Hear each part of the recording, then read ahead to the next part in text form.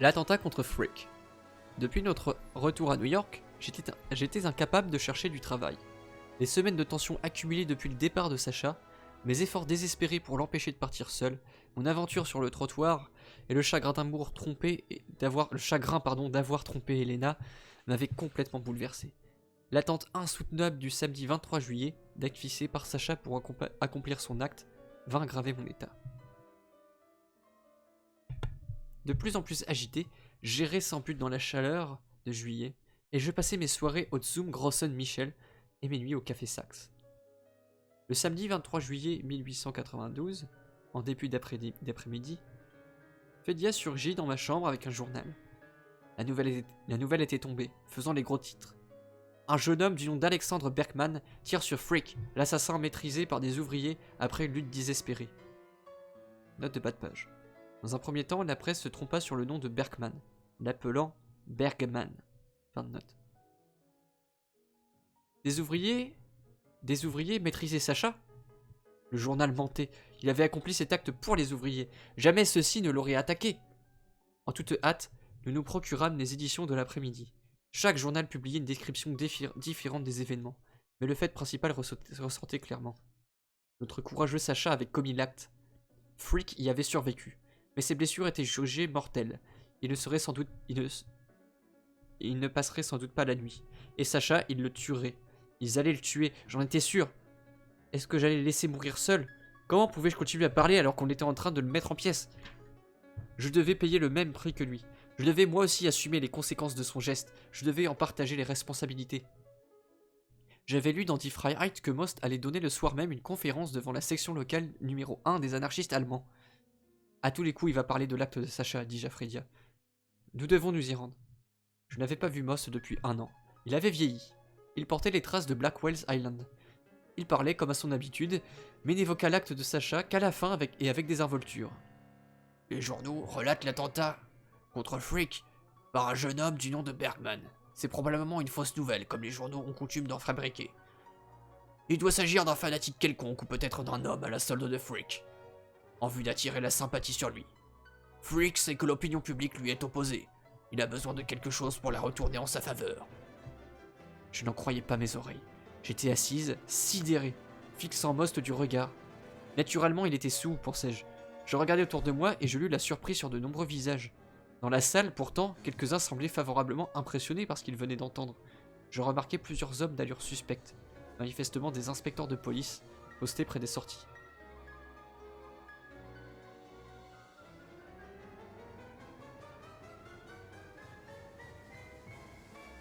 Most ayant terminé son discours, je réclamai la parole. Je parlais avec mépris de ce conférencier qui osait apparaître saoul devant le public. Et s'il n'était pas à vivre, était-ce simplement la présence des policiers qui l'intimidait? Pourquoi inventait-il cette histoire ridicule d'un homme à la solde de fric? Ne savait-il pas qui était ce Bergman? Des objections et des protestations commencèrent à s'élever, et bientôt le tumulte croissant m'obligea à m'arrêter. Most quitta la tribune sans daigner me répondre. La mort dans l'âme, je quittai la salle avec Fédia. Nous aperçûmes 2 hommes qui nous suivaient. Pendant plusieurs heures, nous zigzagâmes à travers les rues jusqu'à parvenir enfin à les semer. Nous atteignîmes Park Row, à pied, pour attendre les journaux du dimanche matin. Dans un état d'excitation fébrile, nous lûmes le reportage détaillé sur l'assassin Alexandre Berkman. Il avait pénétré de force dans le bureau de particules de Frick, sur les talons du portier noir à qui il avait remis sa carte de visite. Il avait aussitôt ouvert le feu, et Frick s'était écroulé avec 3 balles dans le corps. Le premier à venir le secourir, racontaient les journaux, avait été son assistant Leishman, présent à ce moment-là dans les bureaux. Les ouvriers embauchés pour des travaux de menuiserie dans l'immeuble étaient arrivés précipitamment sur les lieux. D'un coup de marteau, l'un d'eux avait assommé Berkman, qui s'était effondré. Dans un premier temps, ils avaient cru Frick mort, avant de l'entendre crier. Berkman avait rampé vers Frick, l'approchant suffisamment pour le poignarder dans la cuisse. Puis on l'avait battu jusqu'à lui faire perdre connaissance. Revenu à lui au commissariat, il avait refusé de répondre à la moindre question. L'un des policiers, pour qui le visage de Berkman paraissait bizarre, l'avait forcé à ouvrir la bouche, et avait failli lui briser la mâchoire. On y avait trouvé une capsule suspecte. Questionné à ce sujet, Berkman avait répondu avec morgue. Un bonbon. Après examination détaillée, l'objet s'était révélé une capsule de nitroglycérine. Pour la police, il s'agissait indubitablement d'un complot. Elle recherchait donc des complices, en particulier un certain Rakhmetov qui était descendu dans un hôtel de Pittsburgh.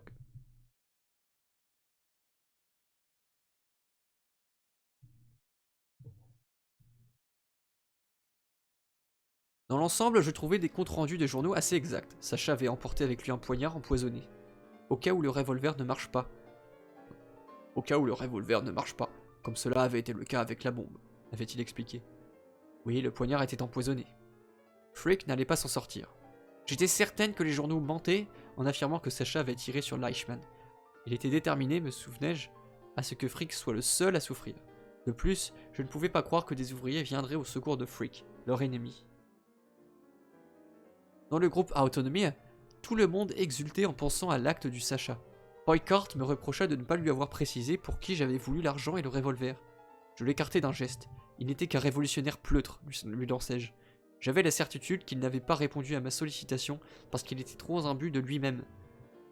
Le groupe décida que le prochain numéro de son hebdomadaire, Der Anarchist, serait entièrement consacré à notre courageux camarade Alexandre Berkman et à son acte héroïque.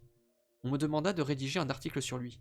À l'exception d'une unique et courte contribution à Die Freiheit, je n'avais jamais encore écrit pour une publication. Craignant de ne pouvoir être à la hauteur du sujet, j'étais très inquiète. Néanmoins, après une nuit d'efforts et le gaspillage de plusieurs blocs de papier, je réussis à rédiger un hommage passionné à Alexandre Berkman, le brave vengeur des hommes assassinés à Homestead. Le ton élogieux employé par Der Anarchist semblait agir sur Most comme le rouge sur un taureau. Il avait accumulé tellement d'hostilité envers Sacha et tellement d'amertume contre nous, du fait de notre participation au groupe Oni de Poikart, qu'il commença à ébrancher sa bile dans Die Freiheit. Et il le fit, non ouvertement, mais de manière indirecte et insidieuse. La semaine suivante, Die Freiheit publia une attaque mordante contre Frick, tout en dépréciant l'attentat, en allemand dans le texte, commis contre lui en dépeignant Sacha comme un personnage ridicule. Dans son article, Most laissa entendre que Sacha avait tiré avec un pistolet d'enfant. Il condamna l'arrestation de Nold et de Bauer à Pittsburgh dans des termes excessifs, en faisant remarquer qu'il n'avait pas pu être mêlé à l'attentat contre Frick car il s'était méfié de Berkman dès le début. Il était vrai en effet que ses deux camarades ne savaient rien du projet d'attentat. Avant de partir, Sacha avait décidé de ne pas leur en parler, mais je savais que Most mentait en affirmant qu'il ne se méfiait de lui. Méfiait de lui. En tout cas, certainement pas Karl Nold. Sacha m'avait écrit qu'il s'était montré exceptionnellement chaleureux avec lui. Ce qui avait conduit Most à écrire de la sorte n'était que sa volonté de se venger, de discréditer Sacha. Devant cet homme que j'avais vénéré, aimé et en qui j'avais cru, et qui se révélait si mesquin, j'éprouvais une cruelle désillusion. Quels que fussent ses sentiments personnels pour Sacha, qu'il avait toujours perçu comme un rival, comment Johann Most, l'oiseau tempête de mon imaginaire, pouvait-il s'attaquer à lui? Une grande rancœur contre lui monta en moi. Je brûlais de repousser ses piqûres, de proclamer haut et fort à la pureté et l'idéalisme de Sacha, de le crier avec passion pour que le monde entier l'entende et le comprenne. Most avait déclaré la guerre. Eh bien soit, je répondrai à ses attaques dans Der Anarchist. Entre-temps, les journaux lancèrent une violente campagne contre les anarchistes. Ils demandaient à la police d'agir, de ramasser, entre guillemets, les instigateurs Johann Most, Emma Goldman et les autres du même acabit. En citation. Mon nom, que les journaux avaient rarement mentionné jusque-là, apparaissait alors quotidiennement dans les récits les plus sensationnels. La police s'activa. La chasse à Emma Goldman était ouverte. Je vivais chez mon ami Pepi, dans un appartement situé à l'angle de la 5e rue et de la 1er avenue. Juste à côté du commissariat de police, devant lequel je passais fréquemment. Je circulais sans me cacher, et restais des heures durant dans les locaux du groupe Autonomy. La police semblait pourtant incapable de me trouver. Un soir, pendant que nous participions à une réunion, la police, qui avait finalement réussi à me repérer, entra par effraction dans l'appartement, par l'escalier de secours, et mit la main sur tout ce qu'elle put trouver. C'est ainsi que ma belle collection de photographies et de brochures révolutionnaires, de même que toute ma correspondance, disparurent. Mais les policiers ne retrouvèrent pas ce qu'ils étaient venus rechercher. Dès que mon nom était apparu dans les journaux, je m'étais débarrassé du matériel qui restait des expériences de Sacha. Comme la police n'avait rien trouvé de compromettant, Elle s'acharna sur la domestique de Pépi. Mais la simple vue d'un policier la terrorisa, et elle ne livra aucun renseignement. Elle nia vigoureusement avoir vu dans l'appartement un homme ressemblant à la photographie de Sacha, présentée par les inspecteurs. 2 jours après la descente de police, le propriétaire nous ordonna de quitter l'appartement. Un coup bien plus sérieux devait suivre. Moloch, le mari de Pépi, qui travaillait à Long Island, fut enlevé et emmené subrepticement à Pittsburgh où on l'inculpa de complicité avec Sacha. Plusieurs jours après l'attentat, des régiments de la milice d'État marchèrent sur Homestead. Les ouvriers sidérurgistes les plus politisés s'y opposèrent, mais ils furent mis en minorité par la composante ouvrière plus conservatrice qui voyait bêtement dans les soldats une protection contre les nouvelles attaques de Pinkerton. Les troupes ne tardèrent pas à montrer qui elles étaient venues protéger. Les aciéries de Canergie et non les ouvriers. Il y eut cependant un milicien suffisamment lucide pour voir en Sacha le brave vengeur des injustes contre le monde prolétaire. Ce brave garçon donna libre cours à ses sentiments en appelant à pousser, je cite, un triple hurrah pour l'homme qui avait abattu Frick. Fin de citation. Il fut traduit en conseil de guerre et suspendu par des pouces.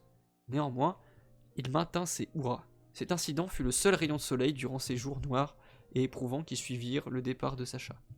C'est Alexandre Berkman. Sacha, c'est le diminutif de Alexander, en russe. Je vais l'écrire dans le chat.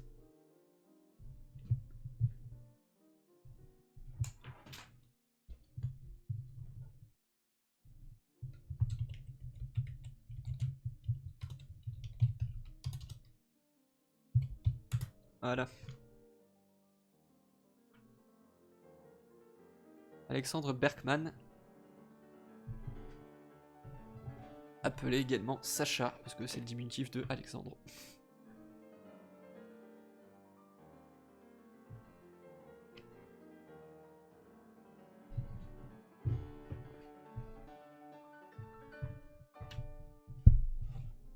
Pardon.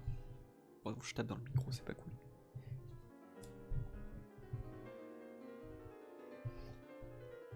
Après une longue et angoissante attente, une lettre de Sacha arriva. Le comportement du milicien W.L. Hyams lui avait grandement remonté le moral et montré que même des soldats américains commençaient à se réveiller. Pourrais-je me mettre en relation avec ce garçon et lui envoyer de la littérature anarchiste? Il constituerait un atout précieux pour le mouvement. Je ne devais pas m'inquiéter pour Sacha. Il avait gardé le moral et préparait déjà son discours pour le tribunal. Non, non pas pour sa défense, insistait-il, mais pour expliquer son acte. Il ne prendrait pas d'avocat, évidemment. Il se représenterait en justice lui-même, comme l'avaient fait les grands révolutionnaires en Russie et en Europe. D'éminents avocats de Pittsburgh avaient pourtant proposé leurs services gratuitement, mais il avait décliné leur offre. Pour un anarchiste, la cohérence exigeait de ne pas avoir recours à un défenseur. Je devais bien faire comprendre aux camarades son point de vue sur cette question. Et qu'avait fait Hans Wurz? En allemand dans ce texte veut dire Hans la saucisse. C'est le pseudonyme que nous utilisions pour Most afin de le protéger. Sacha avait appris par un correspondant que Most n'avait pas approuvé son acte. Était-ce possible? Les autorités avaient été vraiment stupides d'avoir arrêté Nold et Bauer. Ceux-ci n'étaient absolument pas au courant de son acte. Il leur avait dit qu'il partait pour Saint-Louis et leur avait fait ses adieux. Sur ce, il avait pris une chambre d'hôtel où il s'était fait enregistrer sous le nom de Rakhmetov. Je pressai sa lettre contre mon cœur, la couvrant de baisers. Bien qu'il n'ait dit mot de son amour ou de ses pensées pour moi, je connaissais l'intensité de ses émotions de mon Sacha. Sa décision de se rendre lui-même m'alarma au plus haut point. J'aimais sa belle cohérence, mais j'avais conscience que, comme moi, il maîtrisait trop mal la langue anglaise pour se défendre efficacement devant un tribunal. Je craignais qu'il n'ait pas la moindre chance. Cependant, son désir m'était plus que jamais sacré. Et je me consolais avec l'espoir qu'il aurait un procès public, que j'arriverais à faire traduire son discours et que nous pourrions donner de la publicité à l'intégralité des débats partout dans le monde. Je lui écrivis que je soutenais sa décision et l'informai que nous étions en train d'organiser un grand meeting. Son acte y serait clairement expliqué et ses motivations dûment exposées. Je lui parlais de l'enthousiasme qui prévalait dans le groupe Autonomie et parmi les camarades juifs, de l'excellente prise de position adoptée par le journal socialiste Volkszeitung, alors ainsi que de l'attitude encourageante des révolutionnaires italiens. J'ajoutais que nous nous félicitions tous du courage du jeune milicien, pardon. Mais qu'il n'était pas le seul à admirer Sacha et à glorifier son acte. Je tentais de minimiser autant que possible les articles désobligeants qui étaient parus dans Die Freiheit. Je ne voulais pas le perturber. Il m'était néanmoins extrêmement pénible de devoir reconnaître le bien fondé de l'opinion de Sacha sur Most. Nous entreprîmes les préparatifs pour le grand rassemblement en soutien à Sacha. Joseph Barandes fut l'un des premiers à proposer son aide.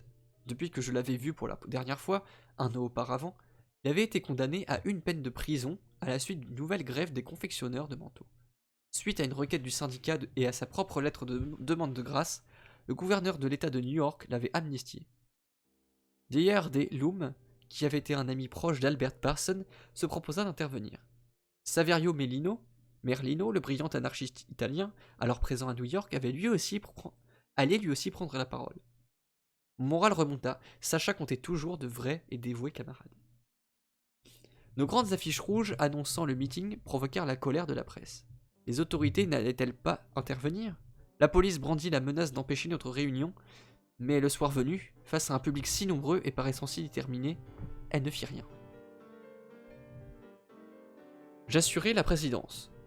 Une première pour moi, car nous n'avions pu trouver personne d'autre. L'assemblée fut très animée, et chacun des orateurs rendit le plus grand hommage à Sacha et à son acte. Ma haine des conditions qui poussaient les idéalistes à accomplir des actes de violence m'amena à clamer avec des accents passionnés la noblesse d'esprit de Sacha, son désintéressement, son dévouement pour le peuple. Le lendemain matin, les journaux commentèrent mon discours. Une véritable furie. Jusqu'à quand cette femme dangereuse sera-t-elle autorisée à continuer? Ah, si seulement il savait combien j'aspirais à abandonner ma liberté, à proclamer haut et fort ma responsabilité dans cet acte. Si seulement il savait.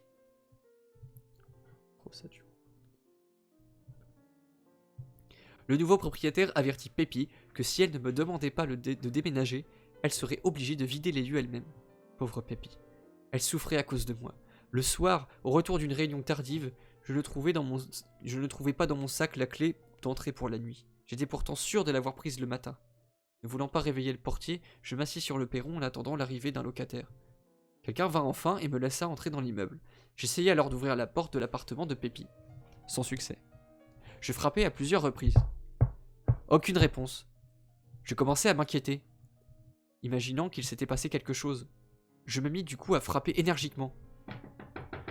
La domestique finit par se manifester. Elle m'informa que sa maîtresse l'avait chargée de me dire que je ne devais plus m'approcher de l'appartement, le harcèlement du propriétaire et de la police lui étant devenu insupportable. Passant à toute allure devant cette femme, j'empoignai Pépi, qui se trouvait à la cuisine, et la secouai brutalement, lui reprochant d'être une poltronne. Je ramassai mes affaires dans la chambre tandis qu'elle fondait en larmes. Elle m'avait enfermé dehors. Gémissait-elle, à cause des enfants qui avaient eu peur des policiers. Je sortis sans dire un mot.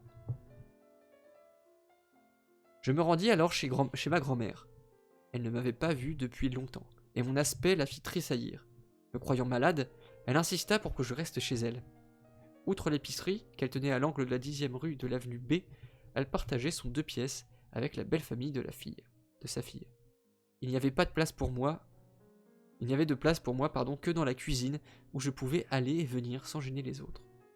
Grand-mère proposa d'aller me chercher un lit de camp, et avec sa fille, elle s'occupa de me préparer un petit déjeuner et de me mettre à mon aise. Des informations commencèrent à apparaître dans la presse, selon laquelle Frick se remettait de ses blessures. Des camarades en visite admirent l'opinion que Sacha avait, entre guillemets, échoué.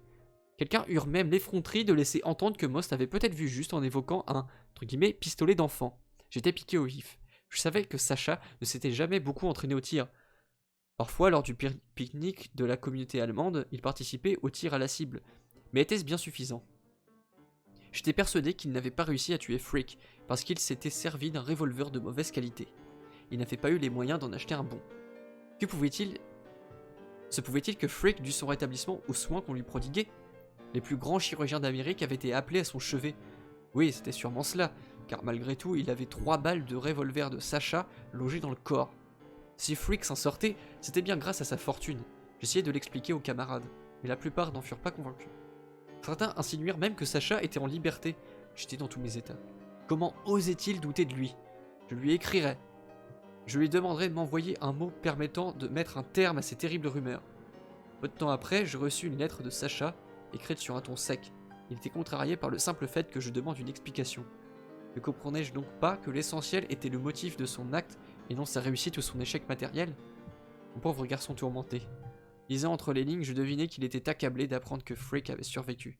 Mais il avait raison. C'était ses motifs qui primaient, et ceux-là, personne ne pouvait les remettre en doute. Des semaines s'écoulèrent sans aucune information sur la date du procès de Sacha. Il était toujours incarcéré dans le couloir des assassins de la prison de Pittsburgh. Mais l'amélioration de la santé de Frick avait considérablement modifié son statut juridique. Il ne pouvait pas être condamné à mort. J'appris par des camarades de Pennsylvanie que le tribunal réclamait une peine de 7 ans de prison pour tentative d'assassinat. Un espoir naquit dans mon cœur. 7 ans, c'était long, mais Sacha avait une force, une persévérance inébranlable. Il pouvait tenir le coup. Je me raccrochais de tout mon être à cette nouvelle éventualité. Ma propre vie n'était qu'une suite de misères. Je ne pouvais pas prolonger mon séjour chez grand-mère, car son appartement débordait de monde. Je cherchais une chambre, mais mon nom semblait effrayer les propriétaires. Ne voulant pas renoncer à mon identité, je rejetais l'idée que me conseillaient mes amis d'utiliser un nom d'emprunt. J'allais souvent m'asseoir jusqu'à 3 heures du matin dans un café de la Seconde Avenue, ou bien je faisais l'aller-retour pour le Bronx en tramway. Les pauvres canassons qui avançaient d'un pas traînant semblaient aussi fatigués que moi. Je portais une robe à rayures bleues et blanches et un long manteau gris rappelant un uniforme d'infirmière. Je compris rapidement qu'ils me fournissaient une excellente protection. Les conducteurs de tram et les policiers me demandaient souvent si je venais de quitter le service et prenaient un bol d'air frais. Un jeune policier en particulier, à Tompkins Square, se montrait plein de sollicitude envers moi. Il m'amusait souvent en me racontant des histoires avec son délicieux accent irlandais. Ou alors, il me conseillait de me laisser aller à piquer un petit somme. Il ne serait pas loin et me protégerait. Gamine, tu as l'air crevé, disait-il. Il m'est avis que tu bosses dur. Je lui avais expliqué que j'étais d'astreinte nuit et jour et ne jouissais que de quelques heures de repos. Je ne pouvais m'empêcher de rire intérieurement de l'ironie de cette protection policière. Je me demandais comment mon flic réagirait s'il savait qui était l'infirmière à l'air si sage. Il m'arrivait souvent de passer devant une maison de la 4e rue, à 2 pas de la 3e avenue, qui portait en permanence un écriteau « Chambre meublée à louer ». Un jour, j'entrai, on ne me questionna pas sur mon identité. La chambre était petite et le loyer élevé, 4 $ par semaine. Malgré l'atmosphère un peu bizarre, je la pris en location. Dans la soirée, je découvris que les locataires de cette maison étaient toutes des jeunes filles. Je n'y prêtais pas tout de suite attention car j'étais occupé à ranger mes affaires. La dernière fois que j'avais déballé mes vêtements et mes livres remontait à des semaines. Quel soulagement de pouvoir faire ma toilette et de m'allonger dans un lit propre. Je me couchai tôt et fus réveillé pendant la nuit par quelqu'un qui frappait à la porte. « Qui est-ce » demandai-je, encore tout ensommeillé. «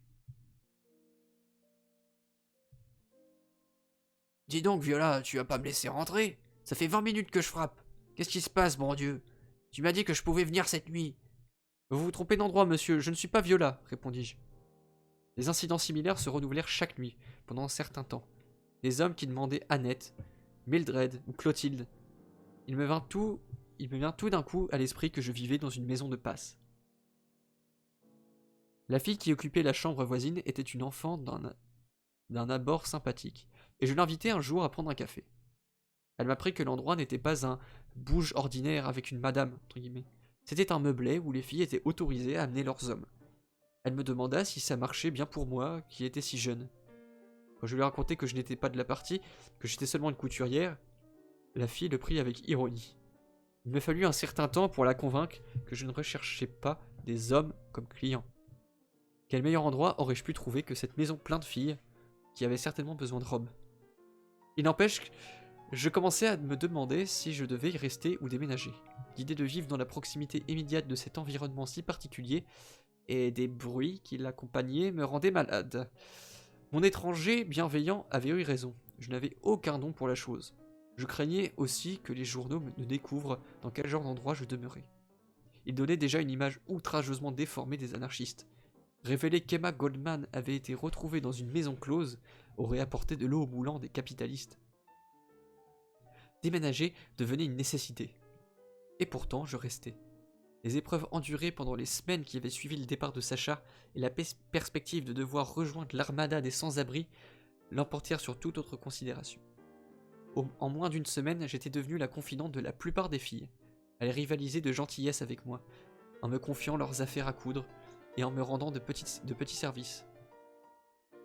Pour la première fois depuis mon retour à Worcester, j'étais en mesure de gagner ma vie. J'avais un espace à moi et je m'étais fait des amis. Mais ma vie n'était pas destinée à rester sans heurts très longtemps. La querelle entre Most et notre groupe persista. Quasiment chaque semaine, Lee Freiheit lançait son venin contre Sacha ou contre moi. Il m'était déjà assez pénible que l'homme qui jadis m'avait aimé me traita de noms abominables, mais que Sacha fût l'objet de malveillance et de calomnie était au-delà du supportable. C'était alors que Die Freiheit publia dans son numéro du 27 août un article de Most intitulé Attentatsreflexionen, en allemand dans le texte qui veut dire réflexion sur la propagande par le fait, dans lequel il effectue un virage à 180 degrés par rapport à tout ce qu'il avait défendu assidûment jusque-là.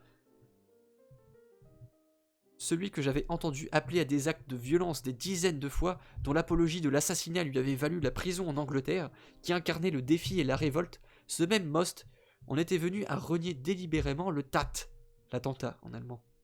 Je me demandais s'il croyait vraiment ce qu'il écrivait. Son article était-il animé par sa haine de Sacha ou rédigé dans l'intention de se protéger lui-même contre l'accusation de complicité relayée par les journaux? Il osa même se livrer à des insinuations quant au motif de Sacha. Tout ce monde que Most avait rendu plus riche, cette vie pleine de couleurs et de beauté gisait en 1000 morceaux à mes pieds. Il ne restait plus que cette vérité brutale. Most avait trahi son idéal. Il nous avait trahis. Je me décidai à défier publiquement Most de prouver ses insinuations, à l'obliger à expliquer son revirement subi devant le danger. Je composai dans Der Anarchist une réponse à son article, exigeant une clarification et le traitant de traître et de lâche. Pendant 2 semaines, j'entendis que Die Freiheit publie une réponse, mais aucune ne parut. Les preuves n'existaient pas, et je savais bien que Most ne pouvait justifier ces viles accusations. J'achetai une cravache. À la conférence suivante de Most, je m'installai au premier rang, près de la tribune, qui était peu élevée. Je gardai une main sur la cravache dissimulée sous mon long manteau gris. Lorsqu'il se dressa devant le public, je me levai et déclarai d'une voix sonore: « Je viens demander des preuves de vos insinuations contre Alexandre Berkman. » Le silence se fit instantanément. Most marmonna quelque chose à propos d'une femme hystérique, mais s'arrêta là. Je sortis alors ma cravache et me précipita sur lui. Je le cinglai encore et encore, à la figure et au cou, puis je brisai la cravache sur mon genou et lui lançai les morceaux au visage. J'agis si rapidement que personne n'eut le temps d'intervenir. Ensuite, je me sentis brutalement tiré en arrière. Des gens hurlaient. « Jetez-la dehors! Tabassez-la !» Une foule déchaînée et menaçante m'entoura, et cela aurait pu mal se terminer si Fedia, Klaus et d'autres amis n'étaient pas venus à sa rescousse. Ils me soulevèrent et forcèrent le passage jusqu'à la sortie. Le revirement de Most au sujet de la propagande par le fait, son attitude hostile envers l'acte de Sacha, ses insinuations concernant les motifs de celui-ci et ses attaques contre moi provoquèrent des dissensions parmi les anarchistes. Il ne s'agissait plus d'une simple querelle entre Most, Poikart et leurs partisans respectifs, mais d'une tempête au sein de tout le mouvement anarchiste. Le divisa en 2 camps opposés. Quelques-uns soutenaient Most, d'autres défendaient Sacha, et faisaient l'éloge de son acte. Le conflit s'envenima au point que l'on m'interdit l'accès à une réunion juive dans l'East Side, bastion des fidèles de Most. Mon action punitive en public contre leur maître adoré suscita une opposition violente à mon égard, et fit de moi une paria. Pendant ce temps, nous attendions anxieusement que la date du procès de Sacha fût fixée, mais aucune information ne nous parvint. Dans la seconde semaine de septembre, on m'invita à intervenir lors d'une réunion à Baltimore, ma conférence ayant été programmée pour le lundi 19. Au moment où je m'apprêtais à monter à la tribune, on me tendit un télégramme. Le procès avait eu lieu plus tôt dans la journée, et Sacha avait été condamné à 22 ans de prison, expédié vers une mort lente. La salle et le public commencèrent à tanguer autour de moi. Quelqu'un me délesta du télégramme et m'assit sur une chaise. On apporta un verre d'eau à mes lèvres. Les camarades exigèrent la suspension de la réunion. Je jetai des regards éperdus autour de moi, avalai une gorgée d'eau, saisis le télégramme et sautai à la tribune. Le morceau de papier jaune que je tenais à la main était une braise ardente. Son feu embrasait mon cœur et y attisait une flambée de paroles passionnées. L'assistance fut saisie et l'agitation atteignit son comble. Des hommes et des femmes se levèrent d'un bond, criant vengeance comme l'épouvantable sentence. Leur ferveur intense pour la cause de Sacha et son acte déferla comme un coup de tonnerre, traversant la grande salle de part en part. La police fit irruption, matraque au poing, et chassa le public hors du bâtiment. Je restai à la tribune, tenant toujours le télégramme à la main. Des policiers approchèrent et nous arrêtèrent, le président de séance et moi-même. On nous poussa dans un fourgon cellulaire stationné dans la rue, qui nous conduisit au commissariat, tandis que la foule en fureur nous emboîta le pas. Depuis le moment où j'avais appris la terrible nouvelle, j'avais été constamment entouré de gens, obligé de refouler l'émoi qui secouait mon âme et de retenir les larmes brûlantes qui m'étouffaient. Enfin libéré des intrus, la sentence monstrueuse m'apparut comme dans toute son horreur. 22 ans de prison. Sacha, à 21 ans, était à l'âge le plus dynamique de l'existence, celui où l'on est le plus impressionnable. Il était au seuil de la vie, et sa nature immense pouvait encore saisir le charme et la beauté qu'elle lui promettait. Tout à coup, on venait d'abattre un jeune arbre au tronc vigoureux, on venait de le priver de lumière et de soleil. Frick, lui, avait survécu. Se remettait de ses blessures et s'était retiré dans ses résidences d'été, un véritable palais pour récupérer. Il allait donc continuer à faire verser le sang des ouvriers. Ainsi, Frick demeurait en vie, alors que Sacha était enterré vivant pour 22 ans.